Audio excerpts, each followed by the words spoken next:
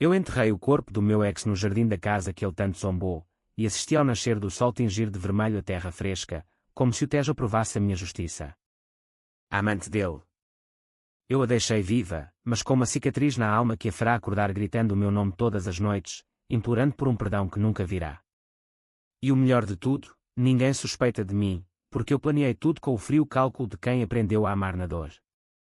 Era uma tarde de verão em Lisboa, daquelas em que o ar cheira a mar e a azulejos aquecidos pelo sol, e eu estava no meu novo apartamento no Chiado, rodeada de caixas ainda por abrir, sentindo pela primeira vez o peso leve da liberdade. Eu chamava-me Ana, tinha 35 anos, e acabara de fechar o negócio da minha vida. Vendi a minha empresa de design gráfico por uma soma que me permitiu comprar este refúgio com vista para o Tejo, onde as águas serpenteavam como veias de uma cidade que me via renascer. Mas o sucesso tem o seu preço, e o meu veio na forma de um envelope anónimo deslizado por debaixo da porta, com fotografias granuladas que me fizeram vomitar no chão de mármore polido. As imagens mostravam João, o meu ex, o homem que eu amara com a ferocidade de quem se afoga no Douro e emerge a nadar, e a sua amante, aquela vadia chamada Sofia, de pernas longas e riso falso como os postais turísticos de Alfama. Eles estavam no meu antigo apartamento, o que eu deixara para trás após o divórcio, mas não era isso que me revirava as entranhas. Não, as fotos capturavam o momento em que eles invadiram a minha nova casa. Sim, é que eu pusera à venda para financiar esta, a minha vitória, e posavam como donos, brindando com o meu vinho caro, rindo enquanto escreviam, perdedora, no espelho do quarto principal com o meu próprio batom vermelho. Olha para isto, João. Ela pensou que ia subir na vida, mas continua a ser a mesma parva que chora sozinha, dizia Sofia na legenda rabiscada à mão, e eu podia ouvir o eco da voz dela, venenosa como o vinho azedo que deixara na adega. Eu não chorei. Não dessa vez. Em vez disso, sentei-me na varanda, com o sol poente a pintar o céu de laranja e púrpura, e deixei que a raiva se instalasse como uma velha amiga. Lembrei-me de como tudo começara, 5 anos antes, numa noite chuvosa em Porto, onde nos conhecéramos num bar escondido nas ruelas do Ribeira. João era charmoso, com olhos castanhos que prometiam aventuras além do Atlântico, e eu era a designer ambiciosa, recém-saída da universidade, sonhando em transformar os azulejos portugueses em logos que conquistassem o mundo. Casámo-nos um ano depois, numa cerimónia simples na Capela de São Francisco, com o cheiro a incenso e o som das gaivotas ao fundo. Mas o amor, em Portugal, é como o fado, belo, mas sempre à beira da melancolia. Os primeiros sinais de traição surgiram subtilmente, como as fissuras nos muros de Óbidos. Ele começava a chegar tarde do trabalho na agência de publicidade, cheirando a perfume barato e mentiras mais baratas ainda. Eu ignorava, porque o trabalho consumia-me, noites em claro a criar campanhas para marcas de vinho do Alentejo, dias a negociar com clientes em Lisboa que me viam como uma rapariga do norte, que ousava sonhar grande. Sofia entrou na equação como uma brisa de verão em Sintra, refrescante no início, depois sufocante.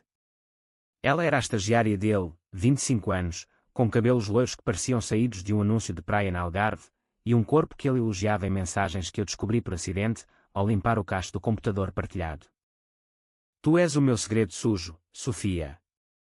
Ana é como um vinho velho, boa, mas sem o fogo que tu me dás.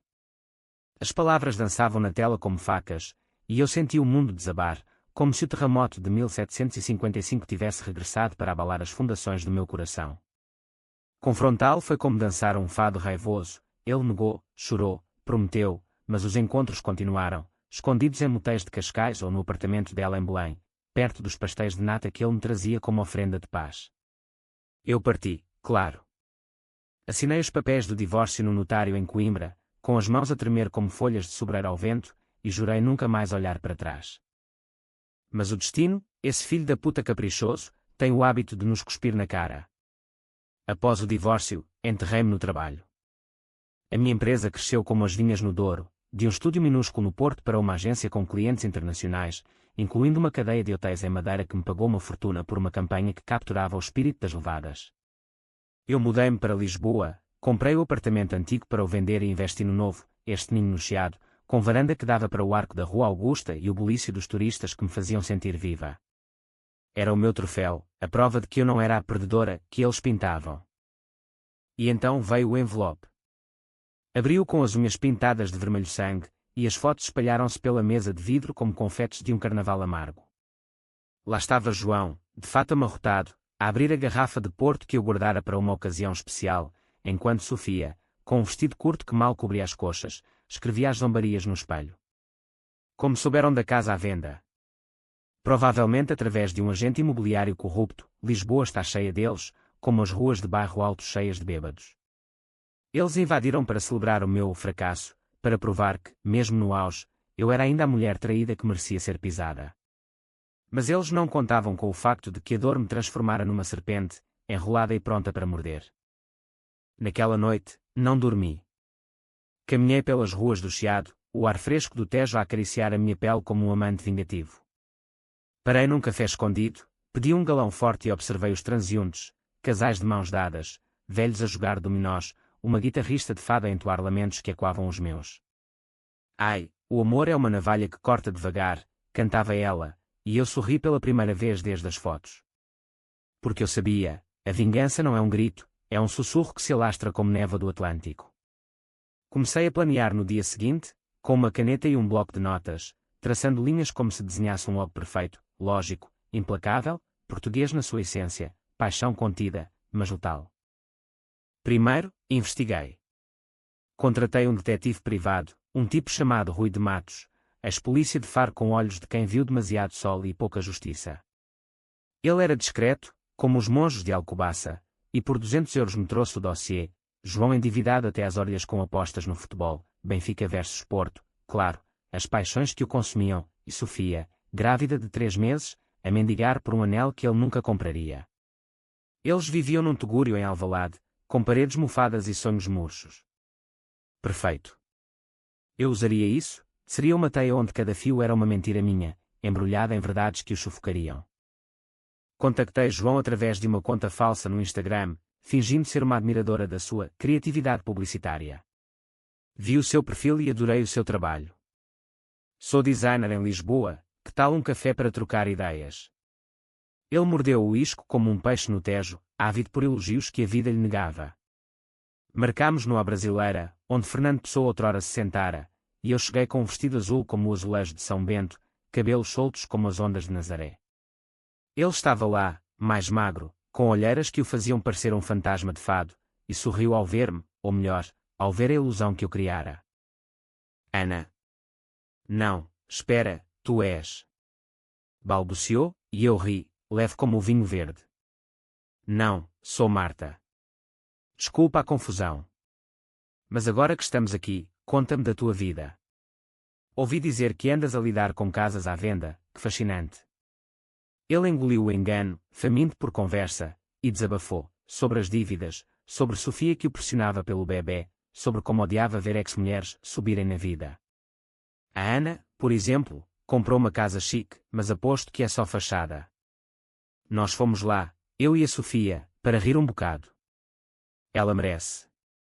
O meu sangue gelou, mas o meu sorriso permaneceu, afiado como uma navalha de barba. Saí dali com o estômago revirado, mas a mente clara. Sofia era a chave, vulnerável, inchada pelo segredo que carregava. Pesquisei online, perfil no LinkedIn estagnado, post no Facebook cheios de selfies na praia da Costa da Caparica, fingindo felicidade. Enviei-lhe um e-mail anónimo, com uma oferta irrecusável, sei do teu segredo com o João. Mas eu posso ajudar, um emprego na minha agência de design, com salário para o bebê. Reúne-te comigo em Belém, perto do mosteiro. Ela veio, claro, com o ventre arredondado escondido por um casaco largo, olhos nervosos como os de uma gazela em Monsanto. Sentei-me com ela num banco de jardim, o sol a filtrar pelas árvores, e fingi empatia. Eu sei como é ser traída. O João destruiu-me, mas eu renasci.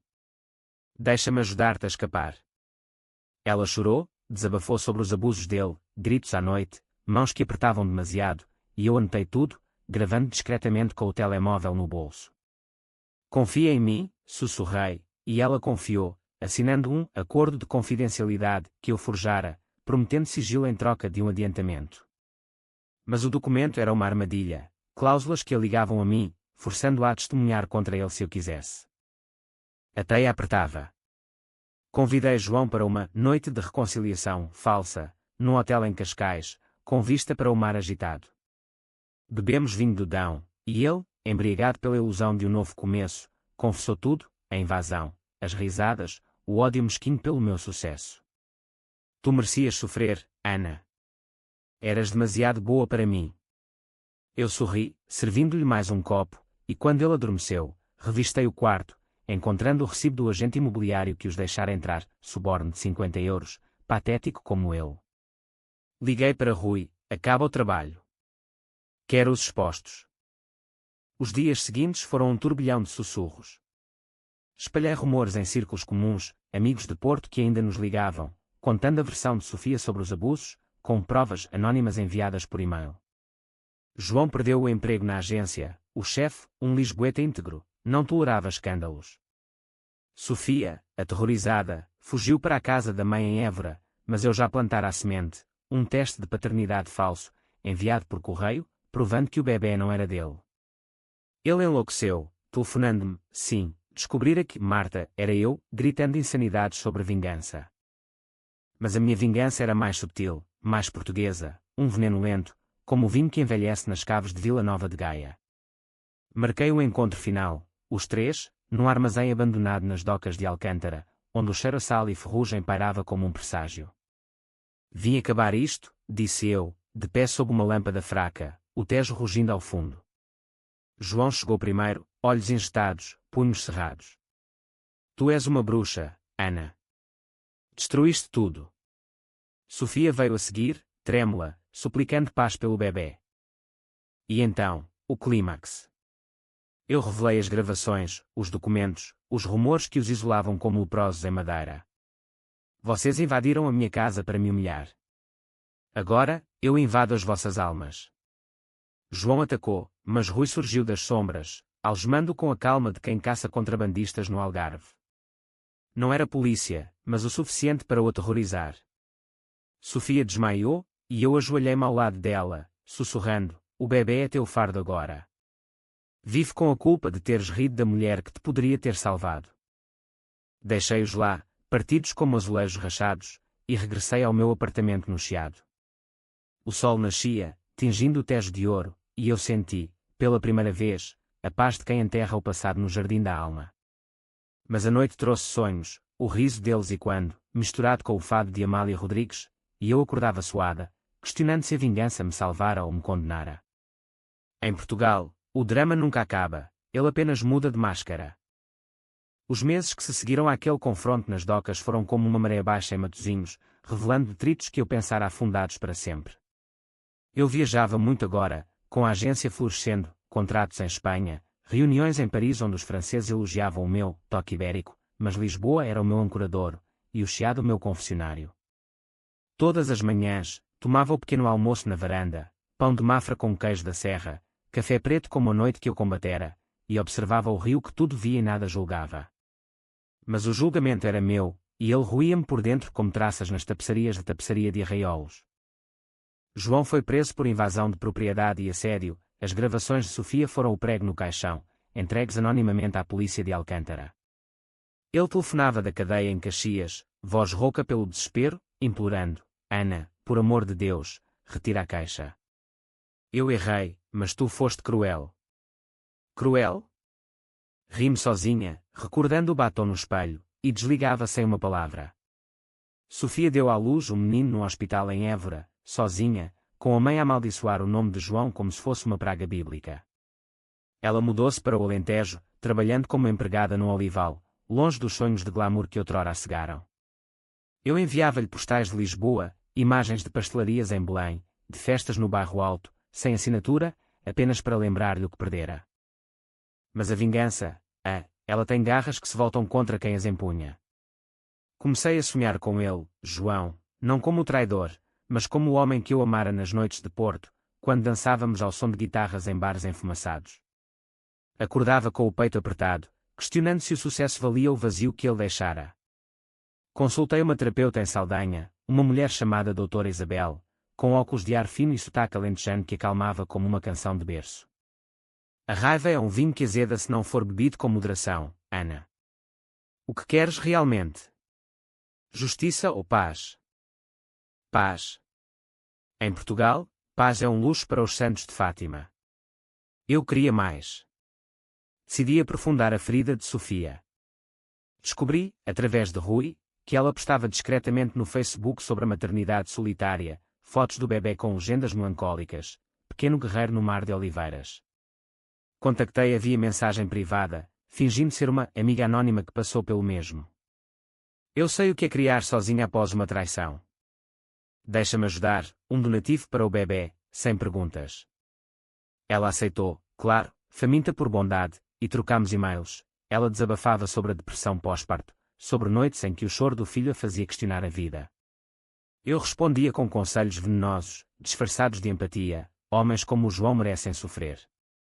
Conta-me mais, como ele te magoou. Grava as memórias, para o dia em que precisares de força. Ela gravou áudios, voz trêmula como o vento nas planícies alentejanas, detalhando os abusos, murros disfarçados de acidentes, promessas quebradas como ramos secos. Eu compilava tudo, enviando cópias para advogados de divórcio que João contratara, anónimas, claro, mas suficientes para complicar a sua defesa. Ele saiu em liberdade condicional após 3 meses, com tornozeleira eletrónica que o prendia a Alvalade como um cão raivoso. Procurei numa rua estreita de Alfama, onde o fado vazava de janelas abertas. Ele estava mais magro, barba por fazer, olhos vazios como o mar em dia de nevoeiro. Ana, murmurou ao ver-me, parando no meio do caminho. Porquê? Eu amei-te, à minha maneira. Ri-me, e quando o riso que ele partilhara com ela na minha casa. Amação. Tu violaste a minha casa, a minha vida, para te sentires homem. Agora, vive com isso. Virei-lhe as costas, mas não antes de ver a lágrima que ele engoliu, uma vitória pírrica, porque me deixou com o gosto amargo de cinzas na boca. Naquela noite, bebi pastéis de nata sozinha num café encheado, o açúcar a derreter na língua como mentiras doces, e chorei pela primeira vez desde o envelope. Não por ele, mas por mim, pela mulher que eu fora, ingênua como uma turista em Sintra. A doutora Isabel avisou-me: a vingança é um espelho quebrado, Ana. Cada lasca corta-te também. Ela tinha razão. Comecei a evitar espelhos, a usar maquilhagem pesada para esconder as olheiras que o sono fugidio deixava. O trabalho salvava-me. Lancei uma campanha para um festival de fado em Lisboa, com imagens de guitarras partidas e vozes que curavam feridas antigas. Os clientes aplaudiram, o banco encheu-se, mas o apartamento no Chiado ecoava vazio. Convidei amigos de Porto para um jantar, velhos colegas da universidade, com sotaques nortenhos que me faziam rir, e falámos de tudo menos do passado. Estás radiante, Ana. O divórcio foi a melhor coisa que te aconteceu, disse a Maria, erguendo uma taça de vinho do Douro. Radiante. Talvez, mas por dentro, era uma fogueira controlada, pronta para incendiar. Então, veio o golpe inesperado. Sofia contactou-me diretamente, não como a amiga anónima, mas como ela mesma: eu sei quem és. Para de me atormentar. O bebê. Ele tem os olhos do João, e eu não aguento mais. O e-mail chegava às 2 da manhã, com anexos de fotos do menino, rechonchudo, inocente, com um fatinho de marinheiro que partia o coração. Senti um aperto no peito, como se o Tejo me engolisse. Respondi honestamente pela primeira vez: eu fui traída por vocês. Mas o bebê não tem culpa. Encontra-me em Évora. Vamos acabar isto de vez. A viagem para o Alentejo foi como um regresso às raízes, autoestrada a 6 cortando planícies douradas, oliveiras centenárias como sentinelas silenciosas.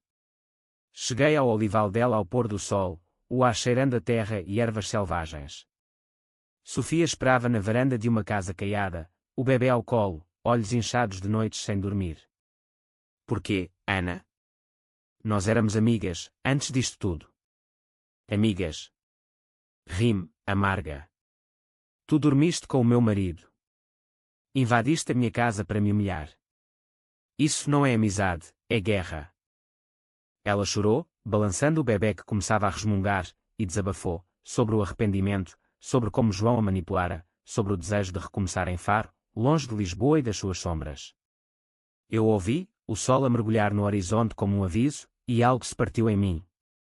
Toma, disse, entregando-lhe um cheque, 10.000 euros, o suficiente para um novo começo. Vai. Pelo miúdo. Mas lembra-te, se voltares a cruzar o meu caminho, não haverá misericórdia. Ela aceitou, mãos trêmulas, e eu parti, o coração mais leve, mas com uma dúvida nova: era perdão, ou apenas outra camada de controlo. De regresso a Lisboa, encontrei João à minha porta, livre da tornozeleira, mas acorrentado pela culpa. Ouvi que ajudaste a Sofia. Porque ela e não eu? Os olhos dele suplicavam, como um cão abandonado em Belém. Parei, sentindo o peso dos anos entre nós. Porque ela tem um filho. Tu tens apenas orgulho, e ele apodrece. Fechei a porta, mas ouvi-o soluçar do lado de fora, um som que me perseguiu até ao amanhecer. Naquela noite, sonhei com o envelope, mas as fotos eram minhas, eu, rindo sozinha na varanda, o Tejo a aplaudir. Talvez a paz estivesse ali, no reflexo da água, fugidia, mas real. O outono chegou a Lisboa como um amante relutante, folhas amarelas a cair nas calçadas do Chiado, o ar mais fresco carregando o cheiro de castanhas assadas e memórias que se recusavam a morrer. Eu mergulhava no trabalho com a fúria de quem foge de si mesma, reuniões em cafés de abaixa, sketches sem tablets que capturavam a essência de Portugal, o azul do azulejo, o verde das vinhas, o vermelho da paixão contida. A agência crescia, agora com um escritório em Porto para honrar as raízes, e eu contratava jovens talentos, ensinando-lhes que o design não era só beleza, mas cicatrizes transformadas em arte. Mas à noite, sozinha no apartamento, o silêncio era um acusador. O que fizeste, Ana? Salvaste ou destruíste? João reaparecia em fragmentos, uma notícia no jornal sobre o seu despedimento definitivo, um e-mail de um amigo comum contando que ele se afundara em álcool, bebendo gin tónico em bares de Cais do Sodré até ao amanhecer.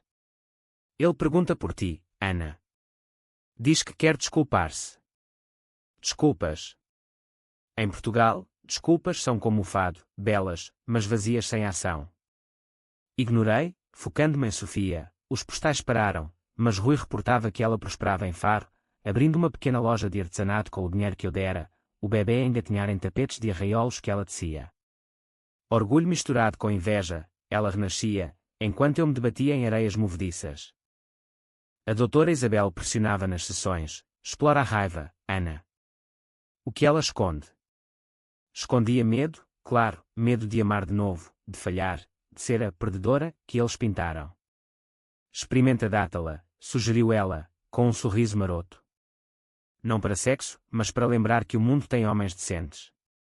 Ri-me, mas aceitei o desafio.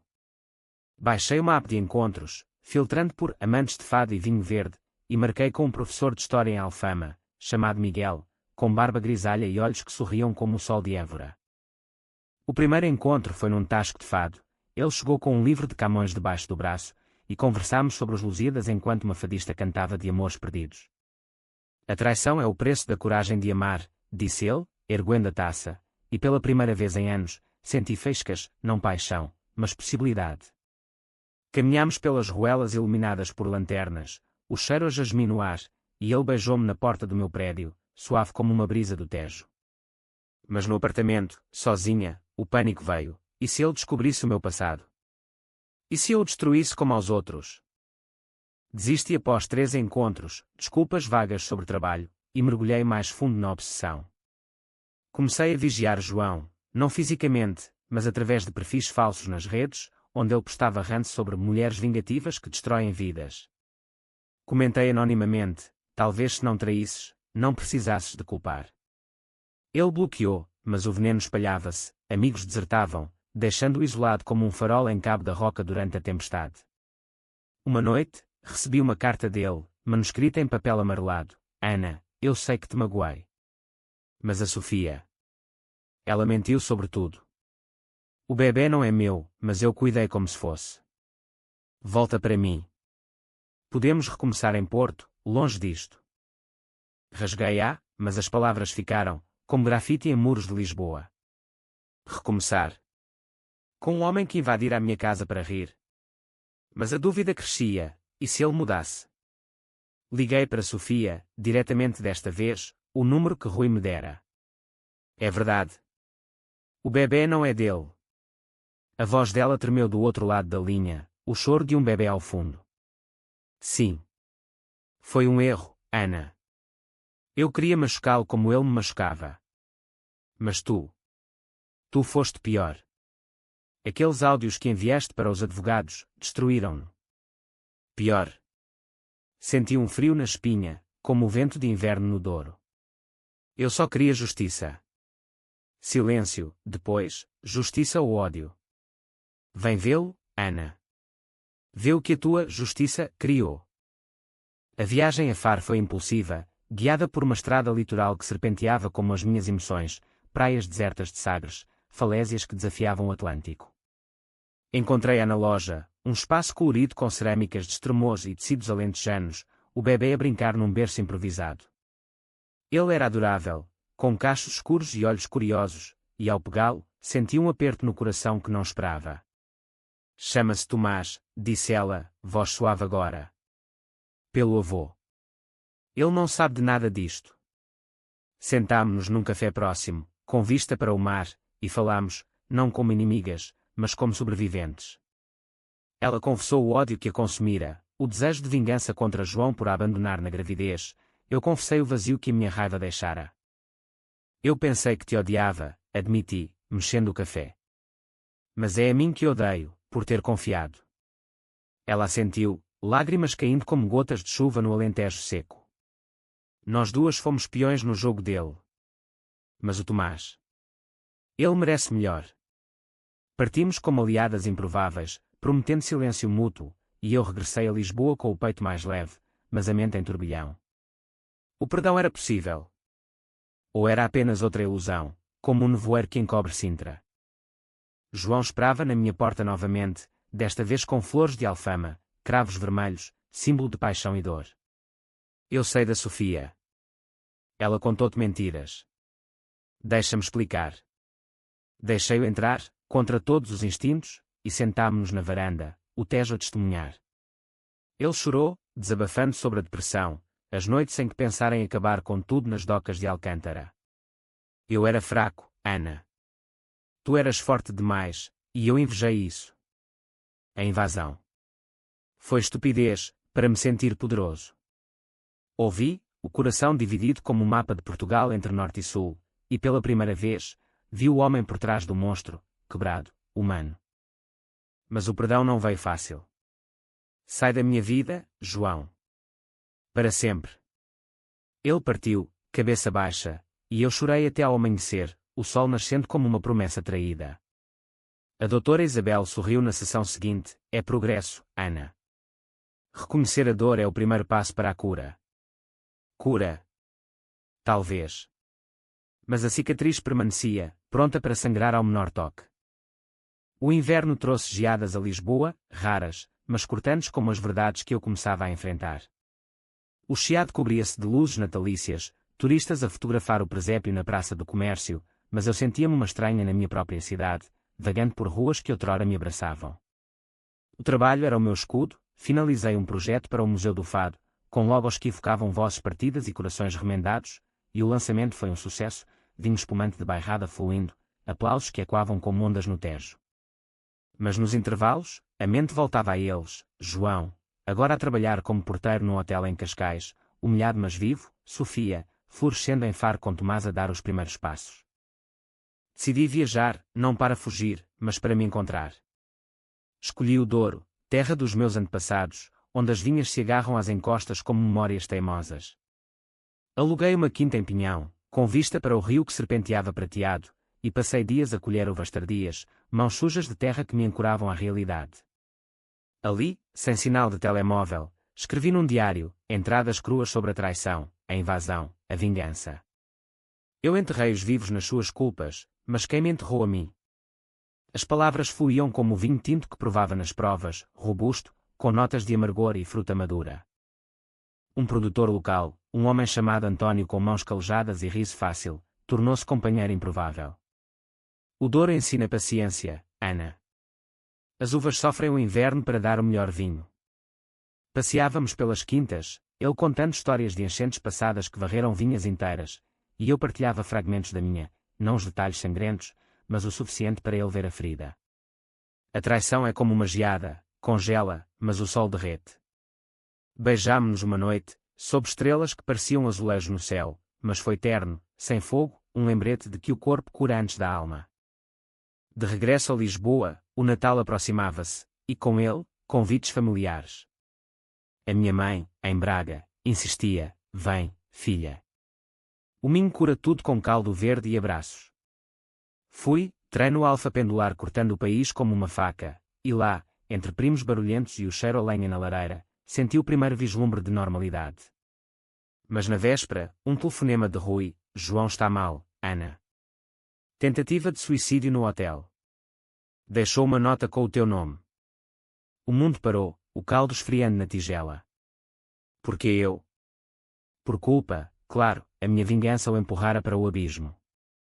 Corri para Cascais na manhã de Natal, o mar agitado como a minha consciência, e encontrei no hospital de Estoril, pálido sob lençóis brancos, olhos vazios fixos no teto. Ana, murmurou ao ver-me, voz fraca como um sussurro de fado. Eu merecia, mas... dói tanto. Sentei-me ao lado da cama, segurando a mão dele, fria, ossuda, e pela primeira vez, não senti ódio, apenas pena. Porquê, João? Porquê a evasão? Podias ter-me deixado ir.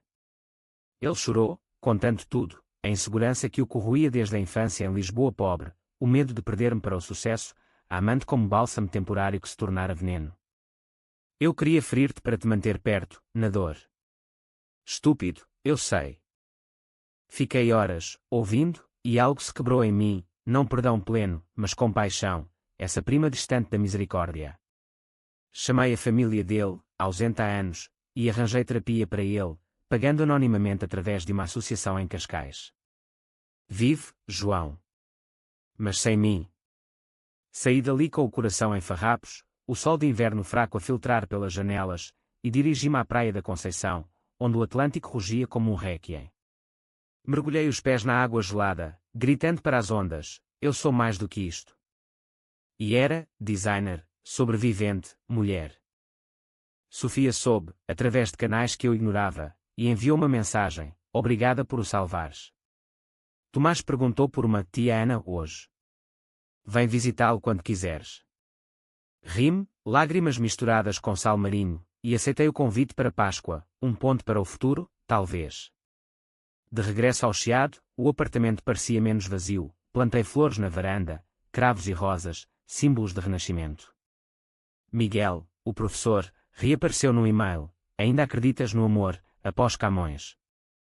Respondi, acredito no que construímos, não no que destruímos. A primavera trouxe chuvas suaves, lavando as ruas de Lisboa como lágrimas purificadoras. Lancei uma nova campanha, para uma marca de vinhos do Douro, com o slogan das cinzas, o néctar, e o sucesso veio em ondas, prémios em festivais de design em Barcelona, entrevistas na RTP onde falei de resiliência sem mencionar nomes. Mas a verdadeira vitória era interna, sessões com a doutora Isabel onde eu ria mais do que chorava, datas com Miguel que floresciam em jantares partilhados de bacalhau à Brás e passeios em Belém. Ainda assim, ecos persistiam. Uma noite, sonhei com a casa invadida, eles rindo, mas eu entrava, não como vítima, mas como rainha, transformando o caos em arte, paredes pintadas com murais de vingança poética. Acordei suada, mas empoderada. A vingança fora o meu fado negro, agora, cantavam de esperança. João melhorava, segundo relatórios discretos de Rui, emprego estável como guia turístico, terapia semanal. Sofia enviava fotos de Tomás, agora a correr na praia de Faro, e eu respondia com desenhos que criava para ele, dragões amigáveis, inspirados nas lendas de Portugal. Numa tarde de maio, caminhei pelo Tejo, o sol a dançar na água, e parei na ponte 25 de Abril, sentindo o pulso da cidade. Eu sobrevivi, sussurrei para o vento. E era verdade, não intacta, mas remendada com ouro, como as fissuras no kintsugi japonês que aprendera a admirar. O drama terminara, o capítulo novo começava. O verão regressou a Portugal com a ferocidade de um toureiro em Évora, calor que colava roupas à pele, noites longas cheias de promessas sussurradas no ar salgado. Eu e Miguel aprofundávamos-nos, fins de semana em Sintra, onde os palácios de contos de fadas nos faziam esquecer realidades passadas, e piqueniques na costa da Caparica, com o Atlântico a lavar pegadas na areia. Ele era paciente, como o vinho que envelhecia nas caves do Porto, e aos poucos, eu abria-me, histórias da agência, risos sobre clientes excêntricos, toques que acendiam sem queimar. Tu és como o Tejo, disse ele uma noite, traçando linhas no meu braço. Profunda, mas sempre a fluir. Mas o passado, esse fantasma teimoso, não se deixava afogar facilmente. Uma carta chegou ao escritório, de João, caligrafia trêmula. Ana, encontrei forças para te escrever. A terapia ajudou-me a ver o monstro que fui. Obrigado por não me deixares afundar. Se algum dia precisares, estou aqui, não como amante, mas como amigo. Guardei-a na gaveta, junto ao envelope original das fotos, um relicário de dor transformada. Amigo? Talvez, no futuro distante, como ex-combatentes que se cumprimentam após a batalha. Sofia convidou-me para Faro na Páscoa, e fui, levando presentes para Tomás, um urso de peluche com azulejos pintados à mão, e livros de histórias portuguesas. Ela acolheu-me na casa modesta perto da marina, cheiro ao mar e pão fresco no ar, e passámos o dia na praia, o miúdo a chapinhar na água rasa enquanto conversávamos debaixo de um guarda-sol. Eu casei-me, confessou ela, mostrando um anel simples de prata. Um pescador local, calmo, fiel. Aprendi que o amor não precisa de drama. Invejei-a, um pouco, pela simplicidade, mas sorri. Mereces, Sofia. Nós merecemos. Tomás chamou-me tia, e ao erguê-lo nos ombros, senti um amor puro, sem sombras, o tipo de laço que cura sem esforço. Partimos com abraços apertados, prometendo visitas mútuas, e eu regressei a Lisboa com o coração expandido, como as velas de um barco no Tejo. A agência celebrava o seu 5º aniversário com uma festa no Terreiro do Paço, convidados em trajes leves, fogo de artifício a iluminar o arco triunfal, discursos que me louvavam como visionária. Miguel dançava comigo uma valsa improvisada ao som de uma banda de fado moderno, e eu ri, livre, sentindo os olhos de Portugal sobre mim, não como vítima, mas como sobrevivente. Mas o clímax da redenção veio inesperado. Rui ligou numa manhã de julho, voz grave: João quer encontrar-te. Um café em Cascais, neutro. Diz que é o fecho. Hesitei, mas concordei, pelo ciclo que precisava de se completar. Encontrei-o num terraço com vista para a baía, ele de camisa branca impecável, sem o peso da culpa nos ombros. Obrigado por vires, disse, servindo café. Eu. Perdoa-me, Ana. Não por mim, mas por ti. As palavras pairaram, e eu vi, ele mudara, olhos claros como o mar calmo, voz firme sem tremor. Falei, pela primeira vez sem filtros, da dor lancinante da traição, da humilhação da invasão, da vingança que me consumira como fogo de verão no Alentejo. Eu quis destruir-te, João. E quase me destruí no processo. Ele ouviu, assentindo, e confessou: eu invejava o teu fogo. Agora, vejo que o meu era só cinzas. Abraçámo-nos, breve, fraterno, e partimos como estranhos que se respeitam, o sol a poente tingindo o céu de promessas. A doutora Isabel declarou-me curada na última sessão: tu transformaste o drama em drama, mas o teu, autêntico. Ri-me, pagando a conta final, e saí para o Chiado, onde a vida pulsava, artistas de rua, amantes de mãos dadas, o aroma de pastéis de Belém ao vento. Miguel propôs-me numa noite de agosto, no mirador de Santa Catarina, com o Tejo como testemunha e um anel de ouro simples, gravado com das cinzas. Sim, sussurrei, beijando-o sob estrelas que piscavam aprovação. O casamento foi em setembro, numa capela em Mafra, com família e amigos, Sofia como madrinha, Tomás a espalhar pétalas, até João convidado como velho conhecido, que ergueu uma taça discreta de longe. Não era perdão total, mas aceitação, o passado como cicatriz honrada. A lua de mel no Douro selou, vinhas maduras, rio sereno, noites de amor sem fantasmas. Agora, grávida de 6 meses, sinto Tomás, ou seria uma rapariga? A mexer, como ondas suaves. A agência prospera, com um novo estúdio em Faro para honrar Sofia. E eu? Eu sou Ana, a que renasceu das invasões, sendo vingança em tapeçaria de paz. Portugal ensinou-me, a vida é fado, mas podemos escolher a melodia. O outono do ano seguinte trouxe chuvas que lavavam Lisboa como um batismo tardio, e eu, com a barriga arredondada pelo milagre que carregava, caminhava devagar pelas ruas do Chiado, Mona de Miguel, sentindo o pulso da cidade sincronizar com o meu. A agência era agora um império modesto, filiais em Porto e Faro, campanhas que capturavam a alma portuguesa para o mundo, vinhos do Douro em anúncios neozelandeses, azulejos em lojas de Milão. Mas o verdadeiro sucesso era doméstico, noites de histórias com Tomás, que visitava mensalmente, a rir das minhas caretas de fadista amadora, jantares com Sofia e o marido dela, agora uma família unida em Faro, onde o mar curava o que o drama ferira.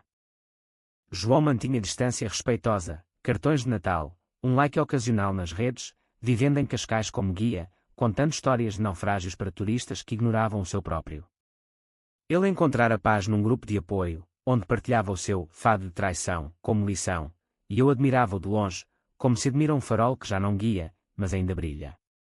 A doutora Isabel aposentara-se, mas enviava postais de Évora, lembra-te, a cura é diária, como o pão fresco. O parto veio em dezembro, numa noite de luar cheio que banhava o Hospital de Santa Maria em Prata.